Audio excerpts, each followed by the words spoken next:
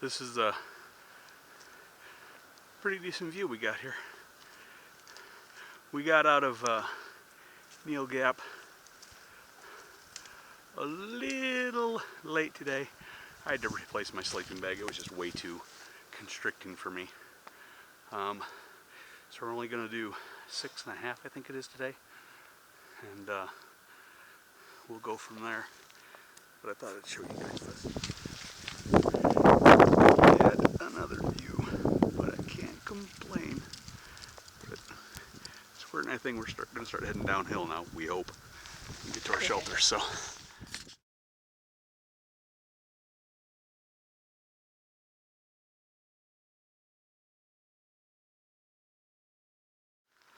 Well, just spent the last 45 minutes climbing up this beast. And if you look over there, I doubt if you can see it, there's a shiny spot over there. That's where I just was when I talked to you before. So, just to show you. Sometimes you can see where you were before. Talk to you later. Squirt and I are at a low gap shelter, and this is what a AT shelter looks like. There are usually privies, water source, and then bare cables, which, hey, there's bare cables right there. Probably can't see them, at least in Georgia, or a bare box.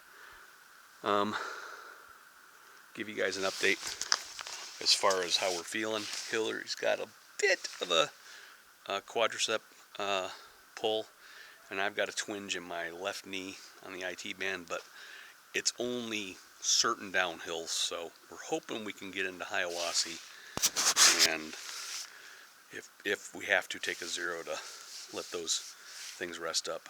Today we're attempting our first double-digit day. We'll see how that goes, but we've already done 5 by lunchtime, so that's a big improvement on what we've been doing. So that's where things are at, so we'll talk to you later. Well, Squirt and I are coming down from Blue Mountain going to Unicoi Gap. We have passed the 50-mile mark, which is further than Squirt's ever hiked before, and it's getting right on the verge of as far as I've ever hiked before. We're going to get a shuttle or a taxi into Hiawassee and take a zero. Actually, we're going to take a Nero, which, if you don't know what that means we're going very low mileage. And then, so we'll spend the night tonight, and unless our legs do a quick super duper hyper rejuvenation project overnight, which I don't see happening, then we'll take tomorrow completely off and put 0 miles on. Her quad, yesterday we did 12 miles, which is our first double-digit day, and the last maybe 3 miles was absolutely brutal. A lot of rock scramble, a lot of big step down, big step up. What people don't tell you about Georgia is you can have sections like you see right here, which are really nice trail, real easy to hike, and then you run into these rock scrambles for 2 and 3 miles, and it is no fun. And those rock scrambles are usually straight uphill or straight downhill, so it's really rough on the knees, and the uphills are rough on the quads and the hamstrings, because you're just lifting your entire body up 2 foot at a time on your legs. So we're going to go in, and hopefully basically a day and a half's rest will get us back out on the trail, and then we'll keep heading to Franklin, which is where she's ultimately getting off. So I will we're gonna go to the Holiday Inn Express, which is supposed to be the best Wi-Fi in Hiawassee, which is one of the reasons we're going there. That, and they have an awesome breakfast buffet, which is the other reason we're going there. So I should definitely be able to upload the stuff from Springer Mountain to Neel Gap, and then from Neel Gap to Unicoi Gap, which will encompass days 1 through 4 and days 5, 6, and today is 7. So when we get to Unicoi Gap, will it be at 52 I think 0.8 miles over 6 days, which, you know, isn't setting any speed records, but like I told Hillary yesterday, you know, my goal is to make it to Katahdin. If we have to take a day off, it isn't screwing my timetable up. You know, the most important thing is both of us take care of our legs, so that way both of us can achieve our goals. So, and her goal is to hike all of Georgia. So, if her quads keep killing her like they are, and on top of it, she needs to replace her trekking poles because she slipped and fell the other day and busted one of her poles. So there is an outfitter in Hiawassee will be able to do that, and then she can mail her broken poles home and then take them back to REI when she gets home and just tell them they broke on me and get her money back. So update on my sleeping bag. It's a Mountain Hardwear. No, is that right? Yeah, I think it's Mountain Hardwear sleeping bag. 20-degree bag, and that thing is flippin' awesome. You know, and it ends up being a wash because I think I paid $280 for the REI sleeping bag, and I paid $350 for this one. So yeah, it was $70 more, but the REI sleeping bag goes back when Squirt goes home. So,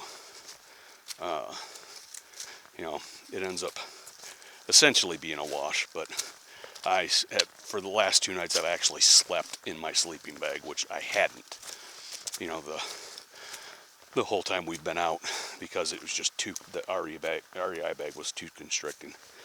If you're a person that rolls over a lot, if you're a back sleeper or a stomach sleeper, I'm sure that REI bag is great. And it's a super warm bag. But if you're a person that rolls over at all, you are not going to be comfortable, because every time you roll over, it's a 5-minute evolution getting everything situated back around again. So, so that's that update. I'll see what I can remember. Do a face-to-face update when we get into town and we get cleaned up. But other than that, as you can see, here's another one of those big bunches of roots and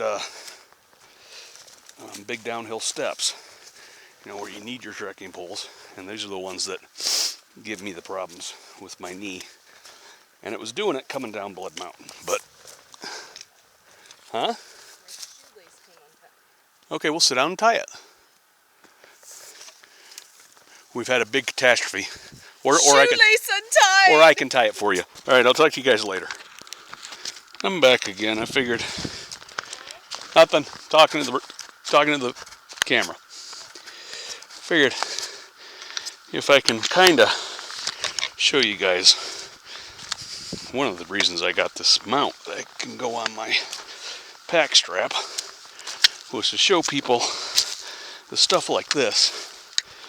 This is the stuff that most people that do AT vlogs don't show you, because most people are recording with their phones or their cameras on their trekking poles, which is cool because, you know, you can get a better view sometimes it's more stable. But what you don't see is the sections of the trail like this. You know, you kind of saw it on I think it was day 3, when Squirt and I were talking about Frodo Land. But this is good representation of the trail through Georgia. You know, what you always see is the nice bare dirt, maybe some roots here and there, the rhododendron tunnels. You know, all that stuff is nice and beautiful. The reason you don't see any of this stuff is because you need both of your flippin' trekking poles to even attempt to walk down it or up it. And there's loose rocks, they move on you. You and then it's step like this, which is both trekking poles down, hold yourself up by your arms, hope your trekking poles don't break, and you got a 27 to 35 pound pack on your back, unless you're ridiculous. So you're balancing all that while trying to not get any of your four appendages, meaning your two trekking poles and your 2 feet, caught in any rocks. So if anybody was wondering what the bad parts of the trail in Georgia look like, well, this is a pretty darn good representation. And with that, I'm going to sign off so I can focus on not killing myself. So, talk to you later. Okay, we are in Hiawassee, Georgia. It is the 6th of March. We spent the night last night, and then we're spending the night again tonight because we're resting our legs. The Holiday Inn here is great. Next door there's a restaurant called Daniel's. Highly recommend it. We had Sunday brunch, the buffet there yesterday, and it was awesome. The best fried chicken I've ever had in my life, and I'm not a big fried chicken fan, so and it was not expensive. Squirt and I got out of there with, I think it was $20 between the two of us. Squirt got we'll have new trekking poles tomorrow, and tomorrow we will go from Unicoi Gap, and then we're going to go to Trey Mountain Shelter, see how we feel. If we feel like going on further, we'll go on further. And then get into Dix Creek Gap, and then go on. We're running a little behind of Squirt schedule, but that's okay. We had an extra day built into our plans, so it was worth taking the time. Squirt found some things that I can do to help with my IT band, and basically I roll my water bottle on it and it works great. Then we'll go from there. So far everything's working great. Now some people have asked to have a better idea of where we are with the video clips, and I will work on that from now on, so that way you guys have a better idea of where we are when we make the clips. So that's it for this installment, and the next installment will probably not be until Franklin, and we will anyway, like I was saying before, I'll probably break it into 2 pieces, so that way it's not ridiculously long. So we'll talk to you guys later. Bye.